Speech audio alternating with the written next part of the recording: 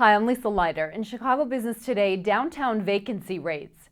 The downtown office vacancy rate is inching closer to its highest level in a decade. The rate climbed again in the second quarter to 15.2%, according to a report by the Chicago office of CB Richard Ellis. It's a level not seen since the end of 2005, when vacancy topped out at 16%. The rate has soared for 7 straight quarters and is likely to continue to climb to 20%, says longtime tenant representative Melissa Copley. Companies will continue to shed space. Smaller companies take as little space as they absolutely have to. Short terms, big companies will tend to renew as opposed to relocate because of the reduced costs associated with a stay-in-place scenario, and a shorter term that would be associated with that.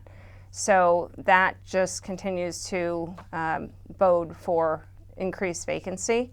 It's happening gradually, as it has to, because of the timing of lease expirations. They don't happen all at once. Copley says the official numbers may actually understate how much empty space is really on the market. This is because of so-called shadow vacancy, space companies are not using but have not put up for sublease yet, partly because of the uncertainty about the economy or the future of their business. There's still more to go. There's still shadow space. It's impossible to know how much. This is not something that companies advertise.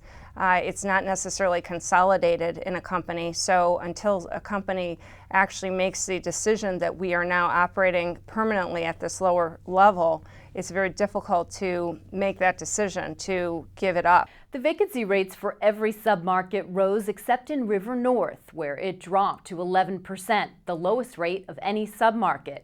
The area with the most empty space, the East Loop, with an 18.1% vacancy rate.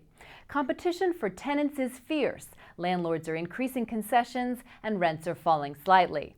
Mid-level quality buildings, so-called Class B space, are under the most strain, with the vacancy rate rising for them in the second quarter.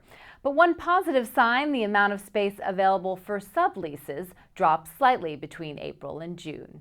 Well, that's this edition of Chicago Business Today. For more on this story, be sure to check out chicagorealestatedaily.com. Thanks for watching. We'll see you tomorrow.